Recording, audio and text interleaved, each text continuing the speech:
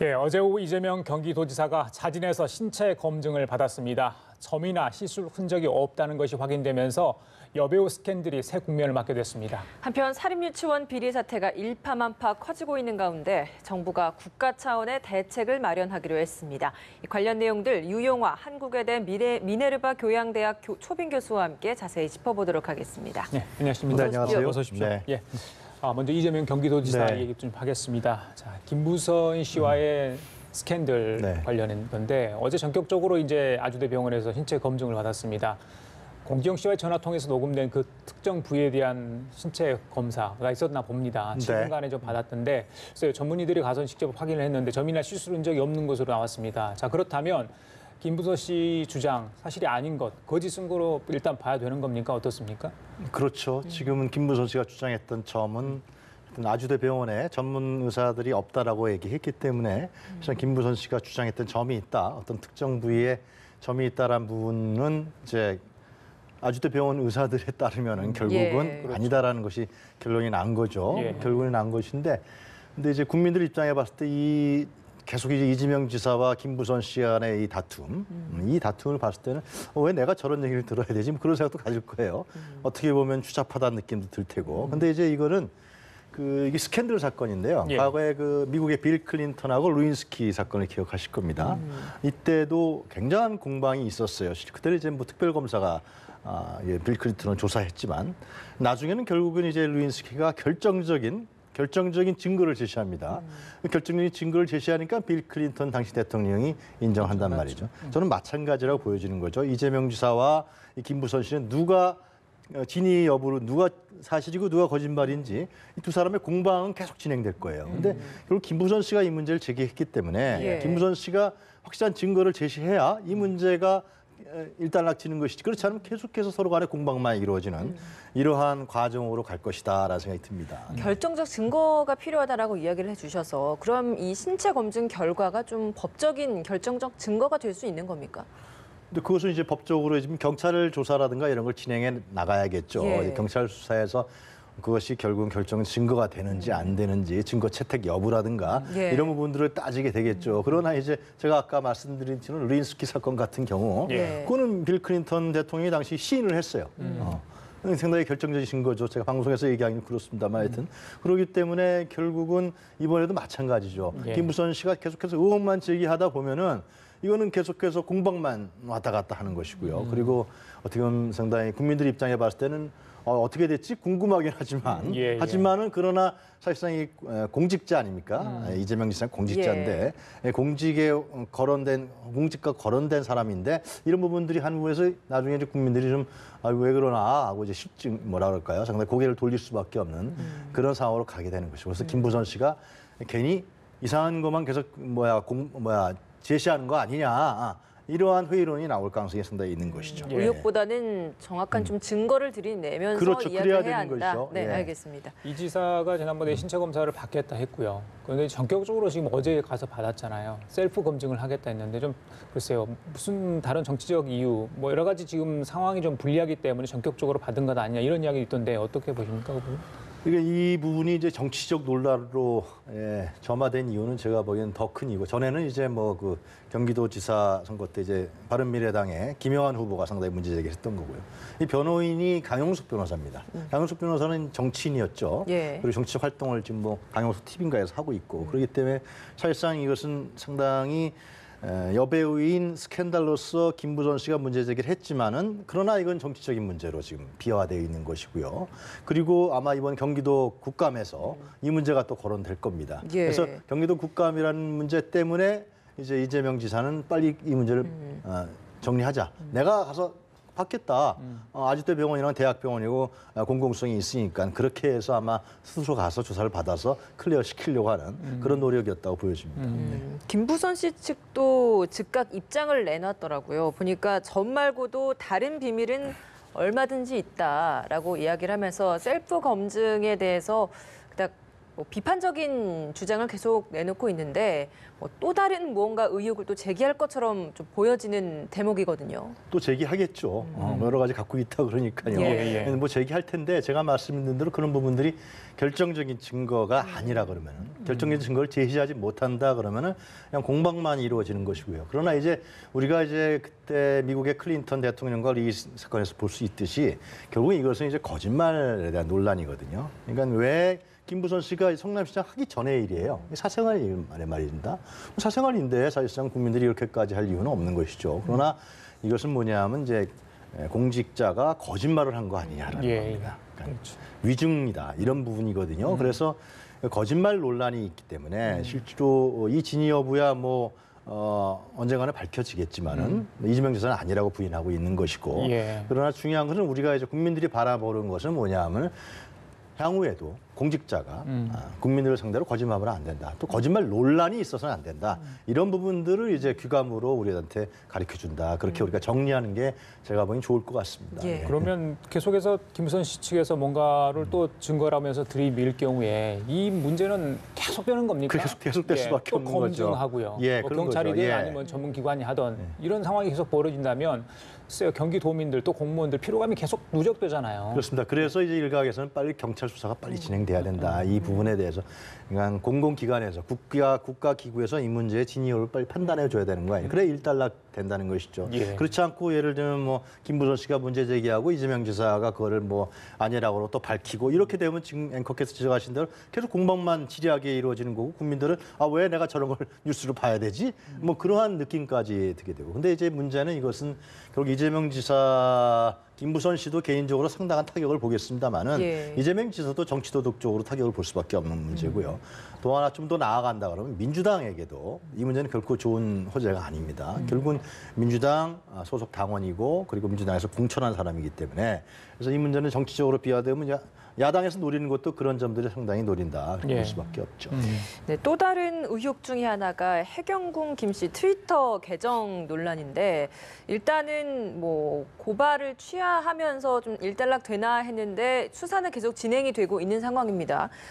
계정 주인이라고 지목이 됐었던 전 운전기사를 소환해서 조사를 했는데 일단은 연관성을 부인하고 있는 상황이거든요. 이 논란 좀 어떻게 진행이 될까요? 그러니까 그 운전기사 성남시장 이재명 지사가 성남시장 시절에 한 5년 동안 차를 몰았다가 그러죠. 그게 가까운 사람이죠, 결국. 그런데 이제 경찰에 출두해서 부인하고 또 그렇다고 그러고 하여튼 좀 오락가락한 답변을 했다 그래요, 결국은. 근데 이 문제는 결국 이제 전해철 의원이 경선 때 문제 제기한 거예요. 결국은 이재명 당시 후보가 문재인 대통령과 자신에 대해서 트윗에 악의적인 글을 올렸다. 그래서 이 문제 제기된 건데요. 물론 이제 최근에 와서 전해철 의원이 그 부분은 고발을 취하했습니다. 당내 싸움으로 가면 안 되기 때문에. 근데 결국 이 문제는 해경궁 김 씨 사건의 이 진위 여부를 떠나서 여권 내에 어떤 상당한 그 갈등과 분란이다 이렇게 보시는 게 정확할 겁니다. 세력 간의 문제도 있을 것이고 그래서 이 문제가 결국은 여권 내에 또 이재명 지사의 이중성에 대한 문제 그리고 실제로 이재명 지사의 반대편에 있는 정파 세력을 상당히 공격하고 있는 거죠. 이 문제는. 그래서 지난번에 선거 때 뭐 광고까지 신문에 내고 그랬던 거 아닙니까? 그래서 상당히 그 이재명 지사의 정치 도덕적인 이중성에 대한 문제를 문제 제기하는 것인데 최근에 이제 이재명 지사가 한 라디오 방송에 출연해서 자기 자신이 후보 시절에 상당히 문재인 대통령 공격했던 거 좀 너무했던 것 같다. 뭐 그런 얘기도 했어요. 아마 이런 부분을 염두에 둬서 그런 방송에서 나와서 그런 얘기 한 것이 아니냐 그런 생각이 드네요. 자기도 막상 이제 민주당 도지사 경선 후보가 되다 보니까 당하는 입장이 되다 보니까 그때 느낌을 알겠다 이런 취지로 이야기를 했다고 합니다. 이 부분은 이제 반의사 불벌죄이기 때문에 경찰이 수사를 계속 해야 되는 상황인데요. 어떤 결과가 나올지 좀 지켜보도록 하겠습니다. 자, 다음 주제 이야기 좀 할까요? 사립 유치원 비리 얘기입니다. 자, 국민들이 이 소식 듣고 정말 너무 답답하셨을 겁니다. 많은 분들이 놀라기도 하셨고요. 글쎄요. 아이들을 위해서 쓰라는 돈을 쌈짓돈처럼 펑펑 쓰지 않았습니까? 그 쓰는 용처도 보니까 정말 가관이 아닐 수 없었습니다. 교육 개선이 터질 게 터졌다 이런 이야기가 나오는데 우리 유 교수님께서 어떻게 보고 계세요? 그러니까 이 관리 감독이 전혀 안 된 사각지대다. 그러니까 정부 지원금이 실제로 1인당 그 누리 과정 지원금이죠. 1인당 29만 원씩 그리고 교사 또 지원비도 들어갔어요. 51만 원인가요? 근데 이것이 결국 사립 유치원 전체 예산에 각 유치원마다 약 40%가 넘는 그 포지션을 차지한다 그럽니다. 굉장히 많은 국고지원금이 들어가는 것이죠. 그러니까 정부에서 돈은 많이 줬는데 그 돈이 어떻게 쓰이는 그 부분에 대한 법적이고 제도적 장치가 전혀 없었던 것이죠. 그러니까 단순하게 이제 시도교육청 교육청이죠. 그 감사에만 의존한 것이고 그것도 몇 년마다 한 번씩 하는. 그러니까 이 부분을 제어할 법적이고 제도 장치가 없으니까 당연히 사립 유치원 원장들은 이 부분을 개인적으로 유용한 것이죠. 뭐 명품이라든가. 사실상 또 사립 유치원이 사설학원처럼 운영된 거 아니냐 이런 부분이 다 드러난 것이죠. 그래서 상당히 그런 관리와 감독 기능, 이 교육기관인데도 불구하고 관리와 감독 기능이 전혀 부재했다. 예. 이렇게 우리가 볼 수 있을 것 같습니다. 처음 이 사태가 터졌을 때 유치원 총연합회에서는 일부 유치원의 이런 비리 행위가 너무 크게 부각되는 것이다라고 이야기를 했다가 계속 논란이 일다 보니까 결국에는 이제 기자회견을 열고 죄송하다라고 사과를 했는데 그럼에도 꼬리표가 붙었던 것이 억울하다. 오명이다라는 해명을 하고 있거든요. 이런 해명 좀 어떻게 보고 계십니까? 지금 이 사실을 폭로한 민주당이죠. 여당의 박용진 의원을 그 연합회에서 아마 자기네 실명을 공개했다는 거로 고발 조치한 거로 제가 알고 있습니다. 그리고 박용진 의원도 계속 나오는 얘기는 자기가 상당히 무언의 압력을 많이 받았다는, 특히 정치권에서도 받았다는 얘기를 합니다. 실제로 뭐 보도됐습니다만 지역의 사립 유치원이 실제로 전국에 그 기관 자체가 전국 유치원의 유아 기관의 50% 가까이 40몇 %를 차지해요. 그러니까 각 지역마다 국회의원이라든가 거기 구청장이라든가 또 교육감이라든가 다 눈치를 안 볼 수가 없는 것이죠. 왜냐하면 학부모들을 예를 들면 접촉하는 사람들이니까. 그렇기 때문에 실제로 박용진 의원이 이 문제를 터뜨렸건 상당히 용기가 있었다. 결국 사립 유치원이 연합회를 조직해서 실제로 알게 모르게 또 그 정치권이라든가 이런 데 압력도 넣고 또 나름대로의 또 커넥션도 가진 거 아니냐라는 거죠. 그래서 이 문제가 예를 들면 그 5년 동안에 비리가 발견된 거 교육청 감사에서 발견된 거 아닙니까? 약 5,800건의 비리가 발견돼도 불구하고 이것도 결국 전국 유치원을 다 조사한 게 아니라는 겁니다. 그래서 이번에 전수조사하겠다는 건데 그 많은 건이 발견돼도 불구하고 놔뒀다라는 것은 이거는 상당한 문제인 것이죠. 그래서 박용진 의원이라든가 지금 여권에서 나오는 건 도대체 교육부 뭘 하고 있느냐, 우리 향후에 어떻게 할 것이냐 이 문제에 대해서 집중적으로 지금 그래서 이낙연 총리도 전수조사 전체적으로 이낙연 총리가 이례적으로 이 문제에서 강하게 얘기한 것도 결국은 교육부라든가 교육청이 제 역할을 못했다.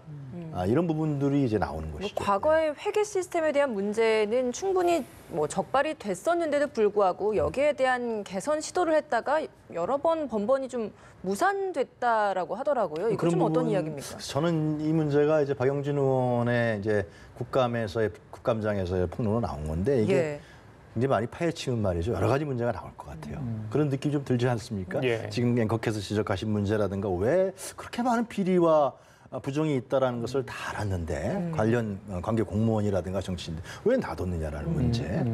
이런 부분들은 우리가 예를 들면 뭐 언론이라든가 아니면 정치인이라든가 이런 부분들은 계속해서 접근해서 왜 그런 일이 벌어지는 걸 밝혀내야 된다고. 그건 왜 그러냐 하면은 이번에 학부모들이 분노했듯이 이건 내 아이들이 가 있는 곳 아닙니까? 실제로 그리고 지금 초등학교와 마찬가지로 유아교육 안 시키는 부모는 아무도 없어요. 굉장히 중요한 교육기관인데 그 교육기관이 부정과 비리와 또 법과 제도의 사각지대에 놓여 있었다는 측면에서 봤을 때는 그것이 1, 2년이 아니란 말이죠. 그리고 누리과정 지원금이 지금 2조 아닙니까? 이런 부분에 대해서는 정확하게 접근을 해서 문제점을 밝혀내야 된다. 그 원인이 무엇이었는지 누가 그랬는지 실명도 공개하고 그렇게 돼야 된다고 봅니다. 박용진 의원 얘기로는 비리가 더 있다고 하지 않습니까? 말씀하신 것처럼 뭔가 더 좀 밝힐 거 좀 밝혀야 되겠다 이런 생각을 해봅니다. 자, 그런데 이 비리 사립 유치원 명단에 오른 한 유치원이 좌파 국회의원, 좌파 성향의 시민단체가 공모해서 국감기간 사립유치원을 비리 집단으로 노이즈 마케팅한 것이다. 이런 비판 내용의 편지를 학부모들에 돌렸고요. 이번 사태에 연루된 비리 유치원은 아예 문을 닫겠다.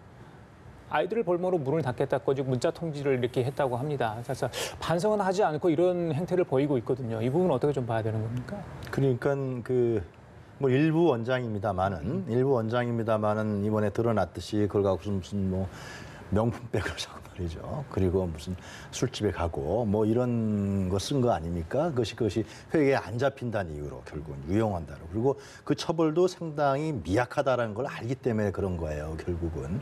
그렇기 때문에 지금 지적하신 대로 오히려 반격을 가하는 반격을 가하는 그런 행태들이 지속돼 왔다라는 생각이 드는데요. 이번에 그래서 이제 박 의원이 얘기한 건 관련 법률을 개정해야 된다고 얘기를 합니다. 사교학법이라든가 학교급식법이라든가 유아교육법. 그러니까 그들도 법의 테두리 안에 들어오게 만들어야 되는 것이죠. 실제로 국고보조가 그렇게 많이 나왔는데 불구하고 법의 테두리 밖에서 활동을 했고. 그러니까 일부 원장들이 이렇게 마음대로 쓴 거 아니겠습니까? 지금 말씀하신 대로 그렇게 오랫동안 관행으로 있었기 때문에 도덕적인 수치심도 느끼지 않는 거예요. 그러니까 학부모들은 상당히 분노할 수밖에 없고 이것은 국가 전체에 대한 문제로 가기 때문에 그러니까 유아 교육에 대한 제가 보기엔 종합적인 대책이 나와야 됩니다. 단순하게 이번에 비리를 적발하고 실명을 공개한 거 외에도 지금 이런 사립 유치원에서 교육기구의 한계 이런 부분들을 우리가 해야 되는 거죠. 이건 대부분의 다 그 어린이들이 다 유아들이 예를 들면 교육을 받고 있기 때문에 국공립기관이 그렇죠. 부족하거든요. 그래서 맞습니다. 사립을 보낼 수밖에 없는 상황입니다. 그리고 지금 거의